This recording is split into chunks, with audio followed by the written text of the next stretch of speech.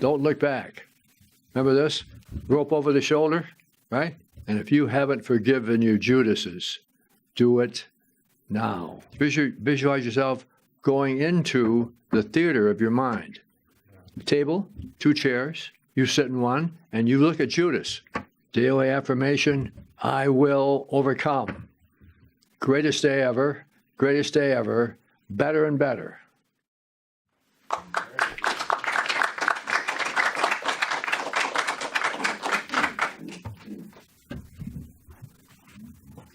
Thank you. Happy Easter. Happy Easter. What beautiful pictures this glorious day puts in our mind. What tremendous significance it has for each Easter. Many people now are resurrecting the significance of Easter from ancient theology and symbology of our lives today. Easter is a beautiful season of the year celebrated by Christians throughout the world. Christianity's foundation is based on the interpretation of the crucifixion of Jesus. On an individual level, each one of us is the center of a cosmic clock.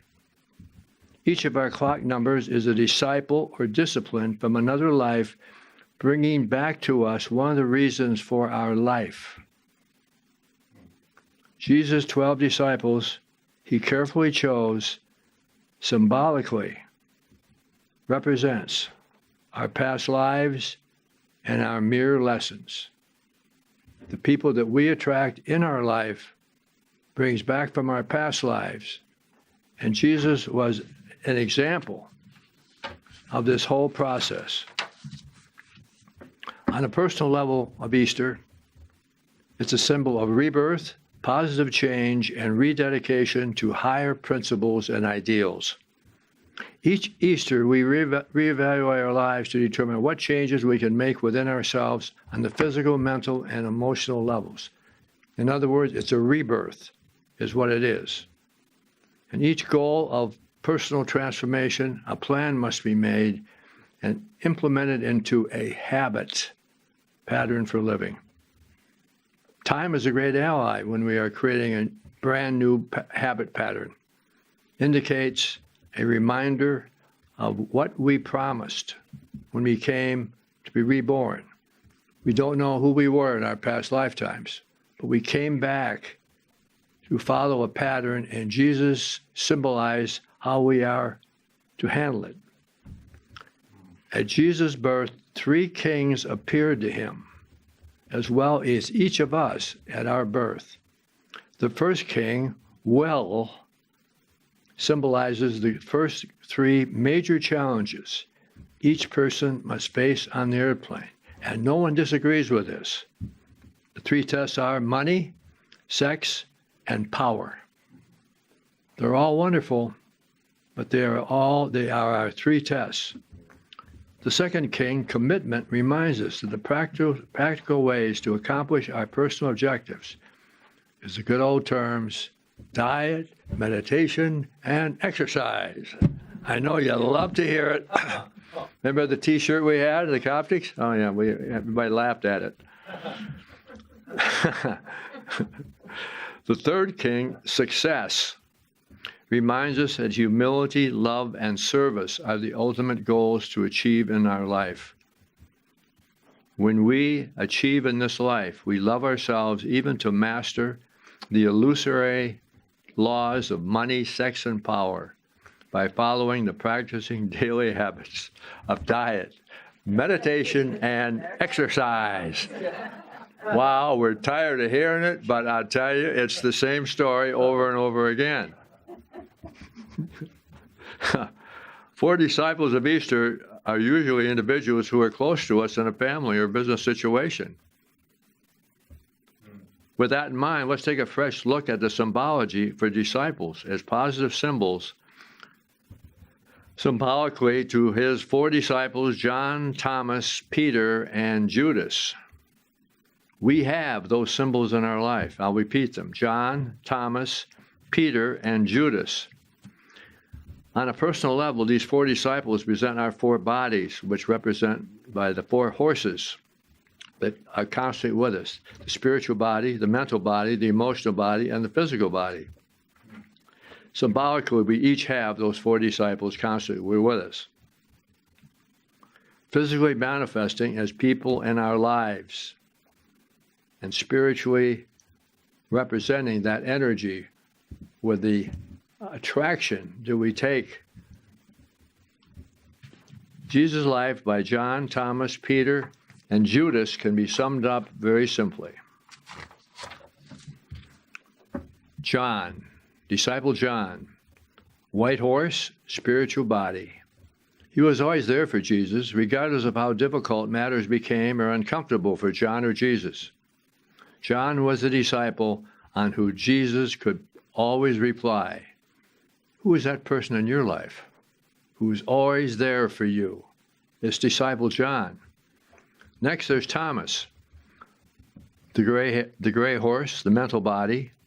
He played the devil's advocate. He challenged Jesus' disciples on an intellectual level. Peter, red horse, emotional body. A powerful ally, Peter remained at Jesus' side until there was a crisis. He was a disciple that was there for Jesus as long as things went well. You have people in your life like that? They're with you until you have a challenge, and then they say, bye. And the last one, of course, is Judas. Black horse, physical body. He was an apparent ally and was proficient at handling money. He was a disciple that betrayed Jesus when Jesus needed him most. Of course, none of us have a Judas in our life. No. You are exceptional, but outside of this room, everybody else has them. In our own lives, we have our own personal Thomas, John, and Peter, and Judas. The people who we have close relationships, book it. Because without emotional attachment, and boy, I've mentioned this 100 times, when you have an emotional attachment with a person, you knew him in past lifetimes. Remember this one, I said this 100 times. I want to tell you about him, right? 1 at him, 3 at you. Yes. John is your buddy, someone in whom you can confide, and maybe your marriage partner or significant other. We all hope that's the case.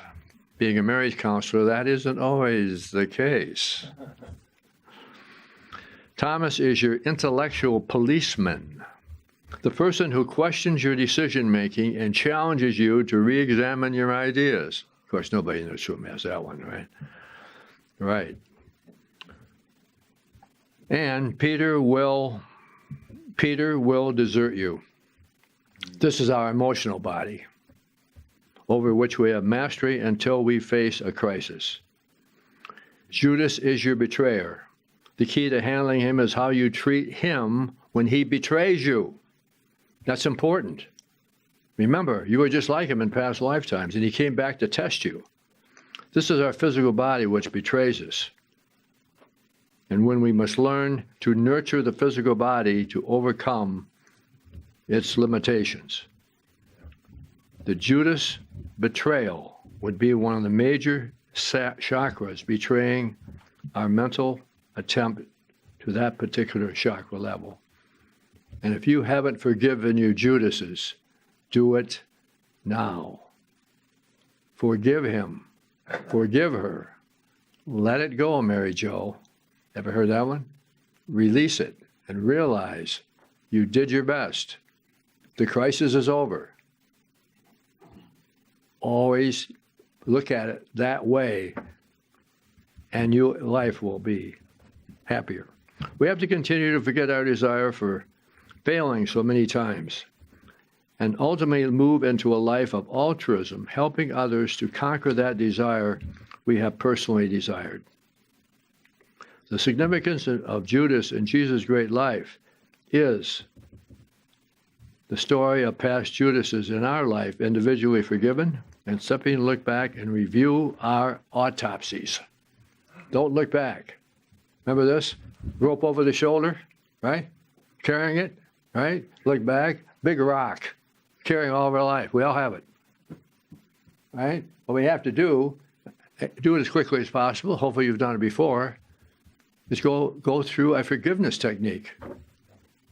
Visualize yourself and do it today. It's a great day for the rebirth. Visualize yourself going into the theater of your mind. A table, 2 chairs, you sit in one, and you look at Judas, and you say, I forgive you. I forgive you unconditionally. You were sent in my life to test me. And I also forgive myself. And I'm releasing it. Yep, that's the way it works. So this is important for all of us to become a Christ being. Christ is not a person. It's a consciousness. We have to go through the crucifixion. The first one is divorce. Forgiveness and positively prepare resurrection. Forgiveness and positively prepare for another spouse. Another crucifixion, business downsizing. Accept the possibility that the new role will be better. That's a tough one. Addiction. Overcome one day at a time for the remainder of your life. Daily affirmation, I will overcome. Greatest day ever, better and better. It's a way to actually program your life. I do this all the time. Greatest day ever. And you know, it makes you feel good. See, you laugh. You know, and I go to my exercise place every day, and there's a woman behind the counter, and she knows what I'm going to do. So I walk in and I say, greatest day ever. And then she tells the other people around here, the volunteers there. So and then they come in and say, "You're the guy who talks about the greatest day ever." I said, "I'm guilty." I said, "That's great, you know." And everybody gets laughing about it. But if you do that with people, and another thing I do, I open the door for everybody. Everybody have a chance. As I open the door, I say, "You can tip me later." I've done this hundreds of times. Every time I do that, you know, every time I say that, they always laugh. They, what is this crazy guy doing? So start today, friends. Easter initiation. To start. Well, the big news here, and we had to do this when I was a minister. It was tough. Hamid Bey said, you got to do it. We have to do it. Can we just not avoid having to say that? Yep. Well, I had a situation in Kalamazoo. I had 2 centers, Kalamazoo and Flint. And I had to go up there and do the whole thing. So I was there probably 3 or 4 years of the 8. And the 4th year, I used to have 30, 40 people there. This particular night, there were 80 people in the room. And I said, wow, the word's getting out. Wow, this is fantastic. And then as I got to the point in my sermon, my Easter sermon, I said, he didn't die on the cross. 40 people stood up and said, bye, bye, Antichrist. We learned about you. We're leaving you. True story. Now here's the big news. One of my trips, I went to Paris. It was probably after a trip to Egypt. It was 1993. And the guide said, you want to go in the Mary Magdalene Temple? I said, sure, I'll go in the Mary Magdalene Temple. I walked in, and there was the story. Jesus had not only 12 male disciples, he had 12 female disciples, and Mary Magdalene was in charge of the 12 female disciples. And then he married Mary Magdalene.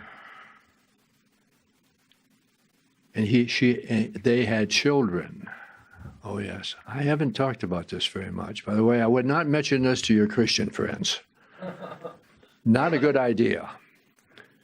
Because the whole story about the Easter situation happened at the time of Jesus and Mary Magdalene. However, the situation was changed in the Council of Nicaea into the present Christian religion. And the whole concept of the original Christianity, which I'm trying to talk about today, gone. And this is why we as Coptics, we are not here to hurt the Christians. We love all religions. You see them around here. But at the same time, the Coptics have to be, we have to tell the truth as we know it. It just has to be that way. And I always want to know if any other organization said that Jesus didn't die on the cross. You know, in the last 2 weeks, I got it. It's from a magazine called Facts Are Facts, the magazine for more quality and truth in your life. And the big title was, Jesus didn't die on the cross. Yes! It's not just us. Somebody else discovered it. It's the truth. And it just goes on and talks time and time again about how he survived the crucifixion. And Jesus lived in India. His unknown life before and after the crucifixion is all described here. Jesus was buried alive out of when he was taken down from the cross. His heart, he had the capacity to lower his heartbeat to 2 or 3 beats a minute. So did Hamid Bey, by the way, right? So we can't blame the people who became Christians for finding him after the crucifixion lying on the ground when they felt his heartbeat. He didn't have any.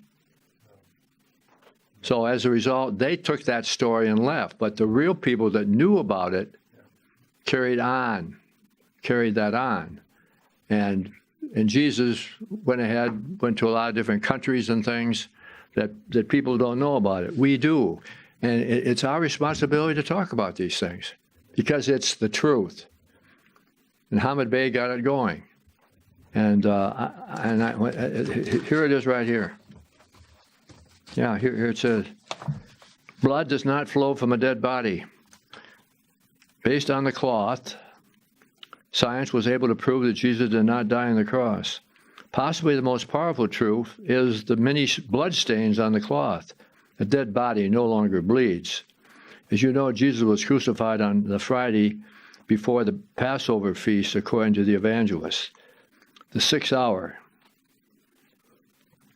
After sundown, the supposedly dead body of Jesus was taken down from the cross. So in total, Jesus hung not only 6 hours on the cross, an unusually short time. The crucifixion was much less a crucifixion of execution than a terrible torture, and a crucified person still hanging on. I tell you, tears came to my eyes when I read this. They did. So this is the story, and we have the story, and now you know the story. And I beg you to not share this with anybody unless they're of your belief system. Because we are not, as I mentioned before, we are not here to hurt the Christians at all. So that's my presentation for the evening.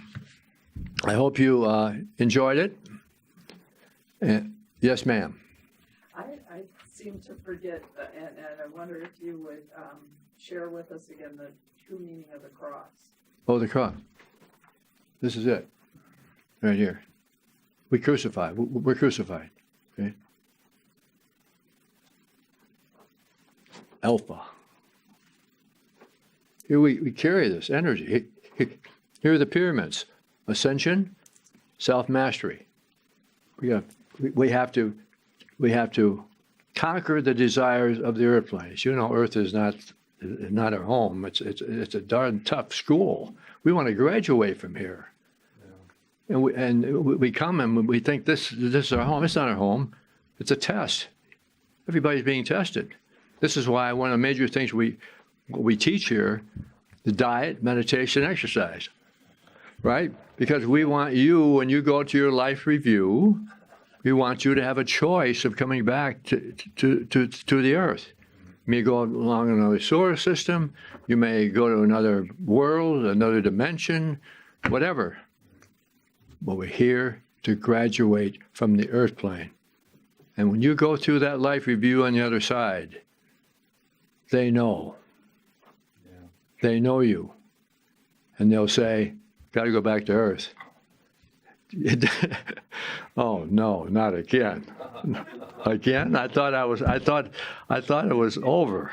No, it's not. You got to go back. You got to wrap it up again. This is what we teach here. We want you all to graduate. We want you to graduate and go to the other side, and the great masters are there to say, you did it.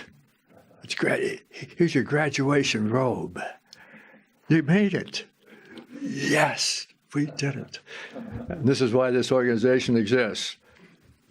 You know, it doesn't, with the ministers' training that Hamid Bey and Master Sandy taught, they said one thing that was very important. It doesn't make a difference whether it's 20 people or 200 people. They're the people that are here to receive your message.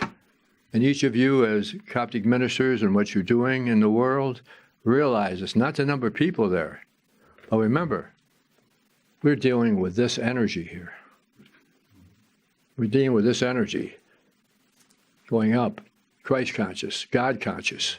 That's what we're here to do, with humility, love, and service. So those are the criterions.